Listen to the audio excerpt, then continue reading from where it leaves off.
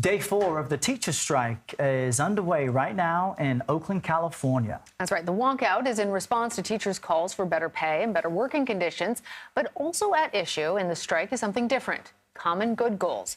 These include things like providing shelter for homeless students, mental health services, and possibly even reparations. Negotiations between the Oakland School District and its teachers continue. However, progress has remained at a standstill. Reporter Jocelyn Moran from our San Francisco station has more. Well, the teacher strike within Oakland Unified is in its 4th day today. School will still be open and students can get meals at school, but teachers will not be in class once again. Now, it is a difficult situation. Kids want to be in school and parents want them in school. At the same time, parents want to support teachers who spend a lot of time teaching their kids, like Jamari Bracey, who you see here, a 2nd grader, honest and opinionated. I wish I was at school so I can actually see my friends. It's a time when students look forward to spending the last few weeks of the school year with each other before they head into summer break. But yesterday, Jamari was at a protest with his mom in support of teachers. Jamari's mom says she's not thrilled that he is missing instructional time, but supports teachers who, by the way, are asking for better pay and more support for students. We have so many vacancies across the district. You have parents like me who are trying to come in and fill up roles and support our teachers just so that they can have a lunch break at this point. The district says it's still working on an agreement with the teachers union. The school board is split 50-50, half siding with district officials who want to focus on pay and economic issues, the other half with the teachers who want to include social issues outside traditional contract talks, like reparations for Black students and helping unhoused students find shelter. Well, we have yet to see how this all ends, but as you can imagine, it's a very difficult situation for teachers, parents, and students alike. Errolana, I'll send it back over to you. All right, Jocelyn, thank you so much. Well, joining us now is Austin Turner. He's a breaking news reporter for the Bay Area News Group. Austin, tell us, where do the two sides stand in the current negotiation process? Hi, thank you for having me. Today, day 4 of this strike, and we seem to be kind of at a deadlock. Teachers have been pushing for increased pay, things like reduced class sizes, the normal kind of teacher labor strike stuff. But also the common good measures are a major factor right now that is kind of the standstill. Those measures include tackling the homelessness problem for the district. The union says there are about 1,500 unhoused Oakland Unified students. It includes things like addressing gun violence, which we're seeing around the country. And Oakland has a problem with that as well. We're seeing general safety issues. So what's interesting about this strike is that money isn't quite the holdup for the union at the moment. The district's been kind of transparent about the need for higher teacher pay in its district, as it includes to lose teachers to nearby districts like Hayward nearby.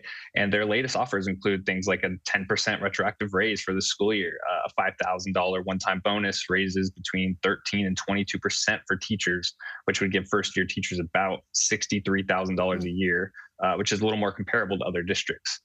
So the holdup right now is with those common good measures. The district and school board argues that those are kind of more systematic, broader issues that a public school district can't really address on its own. They believe that the school board and union should be negotiating pay, not how to tackle these big issues in its community. And Austin, I think that's why this ongoing protest and the inability to come to a solution is so interesting, because to your point, I think everyone can agree teachers need to make more money. I mean, there's just like, why don't we pay teachers more? We do not appreciate them enough. But with these common good requests, which do sound more societal in general, what could a potential outcome be? Because those seem, I mean, they could house, you said 1,500 unhoused students. That might be a solution.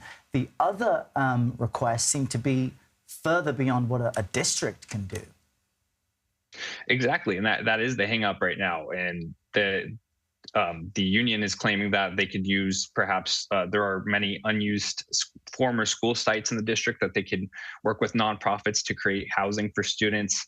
Meanwhile, the school board is claiming that these are things that should be left maybe in the ballot box and they can solve through legislation and other things. So where is the common ground on these? It's kind of hard to see where these two philosophies can mend, because they're just so different.